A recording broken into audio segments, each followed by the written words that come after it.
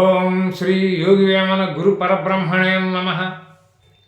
ప్రియాత్మ బంధువులందరికీ శ్రీ భగవాన్ మంగళాశీస్సులు, నా హృదయపూర్వక నమస్తమాంజలు.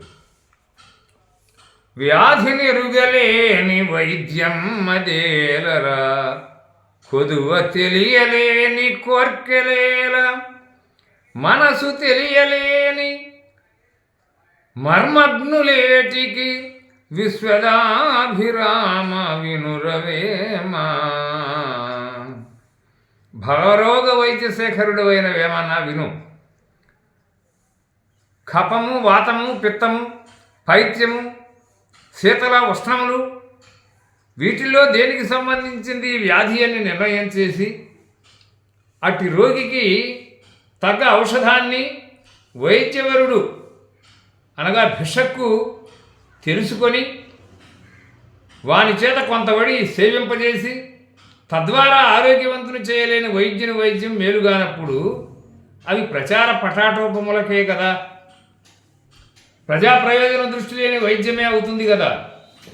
అలాగే పరిమితిలే ఎరుగలేని కోరికలు పెట్టుకొని అవి తీరలేదని అసంతృప్తికి గురి కావడం దేనికి? లేదా సంతృప్తి కలిగించే కోరికలే కోరుకోవాలి కదా. అలాగే మనో విషయం బాగుగా మర్మగ్నులై గుర్తింపని గురుజనులు ఎందుకు, ఎవరిని ఉద్ధరించగలుగుతారు? ఆధ్యాత్మిక సామర్థ్యం లేని వారు ఎందులకు అని పదే పదే చెప్పడం. వ్యాధి నెరిగి మాన్పిన వాడే నిజమైన వైద్యుడు. అభీష్టాన్ని సిద్ధింపజేసుకున్నవాడే సిద్ధుడు. మనసు నెరిగిన వాడే మర్మం తెలిసినవాడు. వాడే మోక్షార్హుడు. ఇది మానవుడు మాధవుడిగా రూపొందడం కోసం వేమన సూక్ష్మంగాను సూటిగాను బోధించుతున్నటువంటి పరిపూర్ణ ఆనంద సందేశ క్రమం. మనసి ఇంద్రియముల మొదట నిల్పగలేక సమసిపోవు వేళ సన్యసించు, ఆత్మశుద్ధి లేక అంటునా మోక్షంబు విశ్వదాభిరామ వినురవేమా. దివ్యమంగళ స్వరూప జిత తాపత్రయ సంతాప విను. తన శరీరమందే సంచరించే శబ్దాది ఇంద్రియ విషయాలను చిన్నతనం నుండి సాధన వైరాగ్యాలతో కట్టిపడవేయలేక ముసలితనము వచ్చినాక వ్యాధిగ్రస్తుడై మంచానబడి ఆహార నియమనం చెడి అలమటించే సమయాన నేను అన్నింటా సన్యాసం పుచ్చుకుంటాను అంటే అది హాస్యాస్పదం అవుతుంది కదా, అసంభవం కూడా. కాబట్టి ఆత్మజ్ఞాన సంబంధమైన భక్తి శ్రద్ధలు, అధ్యాస వైరాగ్యాలు, తద్వారా ధ్యాన సాధనలు, ఇవి అన్నీ తన చిన్ననాటి నుండి తన యందు విధిగాను ఉండవలసిన బీజ లక్షణాలు. ఇట్టి సద్గుణ సంపత్తి కూడి ఉండకనే నేడో రేపో ఆ మరునాడో మరణం ఆసన్నమైంది అన్నప్పుడు, అందుకు సిద్ధమై ఉన్నప్పుడు సన్యసించాలి అని అనుకోవడం మానవుని మూర్ఖత్వ లక్షణం. కొండకు వెంట్రుకనో దారాన్నో కట్టి లాగితే వస్తుందా? అది కాని పనే కదా అని వేమన సత్యాన్ని ప్రతిపాదిస్తున్నాడు.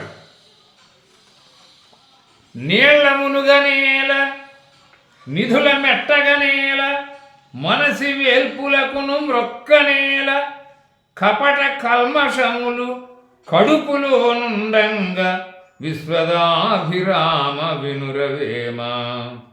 అవధూత సత్యవ్రత విను. ప్రజలు పుణ్యోపార్జన, భోగానుభవం, ధనము కూడబెట్టవలసిన అవసరం లేదు. తద్వారా తీర్థయాత్రలు చేయవలసిన అవసరం కార్యం అంతకంటే లేదు. నమ్మిన దేవతలకు మొక్కుబడులు చెల్లించిన అవసరం కూడా పెద్దగా లేదు. ఎందుకంటే తన యందున్న అంటే తన కడుపులో అందే కపటంతో కూడిన కల్మషాలు తిష్టవేసుకొని పాపాలు పెరిగి అవి కడిగి వేయకుండా ఎన్ని బాహ్య కర్మలు పూజలు చేసినా లవలేశం కూడా తనకు కావలసిన ప్రయోజనం అనేది ఉండదు అని చెప్తున్నాడు. అంతరంగమందే 1,00,000 సంకల్పములు పుట్ట పాప ఫలాలై ఉండగా మోక్ష ఫలానికి తావెక్కడా అని ప్రశ్నిస్తున్నాడు. నాది నేను, స్వార్థము, దగ, వంచన, మోసము, కపటము, కల్మషం, రాగం, ద్వేషం, అసూయ ఇవన్నీ కట్టివేయకుండా పవిత్ర తీర్థయాత్రలని, దేవాలయాలని, గయ ప్రయాగలు, కాశీ రామేశ్వరములని తిరగనక్కర్లేదు. ముందు నీ కడుపు శుద్ధిగా ఉండడం చూడలెస్సగా అంటున్నాడు సర్వాంతర్యామి అయిన వేమన్న. కులము నీరు చేసి గురువును వధింప పొసగ ఏనుగంత బొంకు బొంకే పేరు ధర్మరాజు పెనువేప విత్తయ విశ్వదాభిరామ వినురవేమ. దివ్యజ్ఞాన ప్రకాశ విగత భాష విను. క్షాత్రమనగానే ధర్మస్వరూపమై ఉన్నది. అట్టి ధర్మం నిలుపుకొంటకై ధర్మరాజు చేత గురువును అస్త్ర సన్యాసం చేయించడం కోసం పరమాత్మ యుక్తి వైచిత్ర్యము క్షాత్రధర్మానికి చోటు చేసుకొని ఉన్నది. కాబట్టి ఆ మేరకు ధర్మరక్షణార్థం యుధిష్ఠిరుడు గురువు ద్రోణునితో అశ్వత్థామ అథ కుంజరహ అని మొదలు బిగ్గరగాను తుదకు సన్నగాను ధర్మరాజు బొంకటం జరిగింది. తద్వారా ద్రోణాచార్యుని అస్త్ర సన్యాసం చేయించడం మాత్రమే కృష్ణుని యొక్క ధర్మజుని యొక్క వంతయింది. స్వచ్ఛందంగా మరణించే శక్తి ద్రోణాచార్యునికి ఉండనే ఉన్నది. వీళ్ళెవరూ మరణింపజేయలేరు. ధర్మరాజు అధర్మంతో కృష్ణుని కపటయుక్తితో బొంకి కుల ప్రతిష్టను కూలద్రోసి రాజ్యం సంగ్రహించాడని కొందరు ధర్మసూక్ష్మం తెలియని విపరీత బుద్ధిచే కొందరు కుహనాయుక్తి పాండితి ప్రకర్ష కలిగిన వారు అంటుంటారు.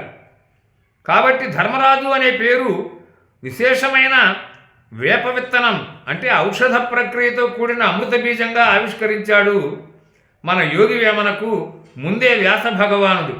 దాని పరమార్థం వేమన గ్రహించి చెప్పాడు. పేరు ధర్మరాజు పెనువేప విత్తయ, భయంకరమైన చెడు విత్తనం వంటి వాడని లౌకిక విషయజ్ఞులు అంటుంటారు. అలా భావించడం సరికాదంటాడు వేమన్న. కర్మబంధరహితుడైన ధర్మరాజునకు పాపపుణ్యములు అంటడం అంటే ఏమిటి? అగ్నికి చెదలు అంటుతుందా? కాలిపోతుంది కదా. కాన ఈ విషయం మాన్యంగా కాక సామాన్యులు సామాన్యంగా భావించడం హాస్యాస్పదము అని నా అభిప్రాయం కూడా.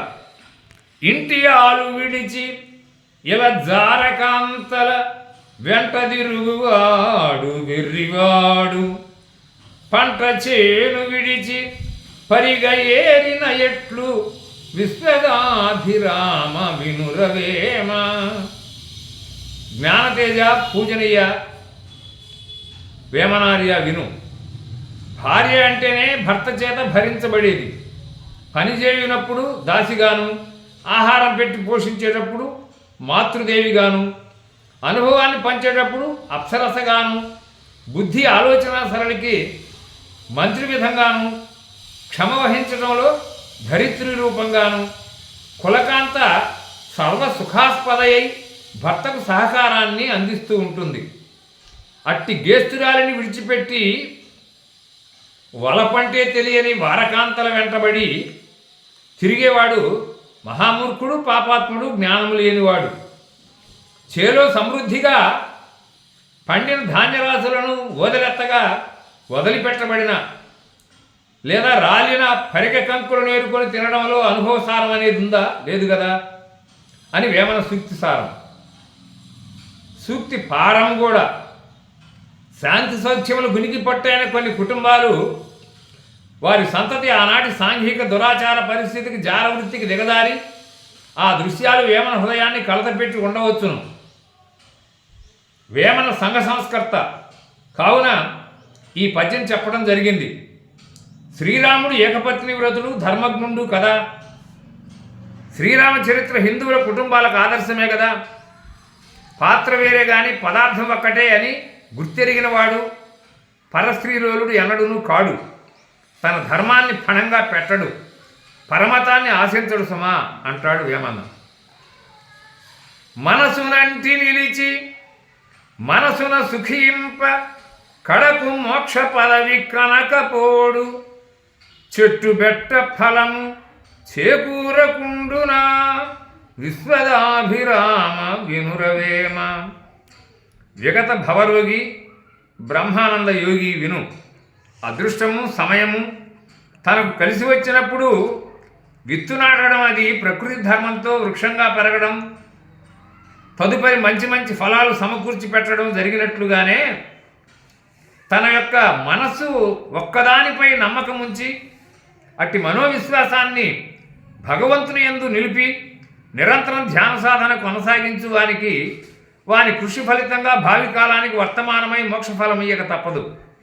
సత్యమేవ జయతే, కృషితో నాస్తి దుర్భిక్షం, శ్రమయేవ జయతే అని కదా మహాత్ముల సూక్తి నిర్వచనం. పనియే పరమాత్మ, కష్టే ఫలి. కష్టపడినవాడు తప్పక ఆ కార్యఫలాన్ని అనుభవిస్తాడు. ధర్మ విరుద్ధం ప్రకృతిలో కానీ పరమాత్మలో కానీ ఎన్నటికీ లేదు. సంసార విభ్రాంతియే ధర్మ విరుద్ధం. భ్రాంతిరహితునికి సర్వం సిద్ధిస్తూ ఉంటుంది అని వేమన్న చెబుతున్నాడు. జీవరూపంగా ఉన్న ద్విపాద పశువులైన మానవులలో తప్ప ఈ విపరీతం ఏ ఇతర జంతుజాలంలోనూ లేదు, కనపడదు కూడా.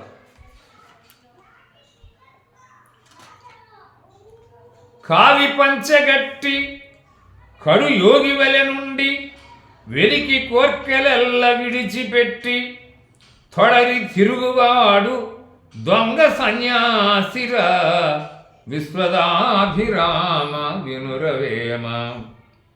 పాపహారి కాషాయాంబరధారి విను. కాషాయ వస్త్రాలు ధరించి యోగిలా స్వామి రూపంగా అసామాన్యమైన అవతారం ఎత్తవలసిందేమీ లేదు. బాహ్యపరంగా కోరికలన్నీ విడిచిన వానిలాగాను ఉండనక్కరను లేదు. ఇలా ఎవరైనా సంచరిస్తే వాళ్ళది నిజమైన సన్యాసం కానే కాదు కదా. తలలు బోడులైన తలపులు బోడులా అని వేమన దురాచారాలను ఆత్మపరంగా ఖండించి అధిక్షేపించినవాడు. కాబట్టి శారీరకంగా మానసికంగా రెండు విధాల బాహ్యేంద్రియ నిగ్రహం అంతరేంద్రియ నిగ్రహం అలవడినప్పుడే పరమాత్మ స్వరూపం దృగ్గోచరం అవుతుంది తప్ప వేషభాషలకు సాంఘిక అసాంఘిక దుష్ట ఆచారాలకు బ్రహ్మానంద సుఖశాంతులు ఏనాడునూ లభింపుతావు. నిజమైన ఆత్మసన్యాసం సముపార్జించాలి. దానికి మహా ఉపాధ్యాయుల మార్గం అనేది ఉంది. ఈ వేషము ఈ కపటము ఈ మార్గము కాదంటాడు మహాయోగి వేమన. భగవంతుడు ఈ సంసారం నుండి జీవులను ఉద్ధరించే ఔషధ ప్రక్రియతో కూడిన వర్ణము కలిగిన వాడు కావున ఆయన పీతాంబరధారిగా కాషాయాంబరధారిగా ప్రసిద్ధి చెంది ఆచార సంప్రదాయకుడై ఉన్నట్టివాడుగా త్యాగచిహ్నుడుగా ఉన్నాడు. అంతేగాని భిన్నమైన వాడు కానే కాడు అని. ఆయన స్వతస్థితి సర్వాంతర్యామిత్వం బ్రహ్మత్వం కాషాయవర్ణమునకు అర్థమేమో అయ్యుండవచ్చు. సుందర రూపునిగా అలంకరించి సాకారంగా రూపొందించారు. కానీ ఈ రూపాన్ని పరబ్రహ్మమునకు సదృశ్యమై నిజమైనది అని చెప్పేది కాదు. హరి ఓం తత్సత్.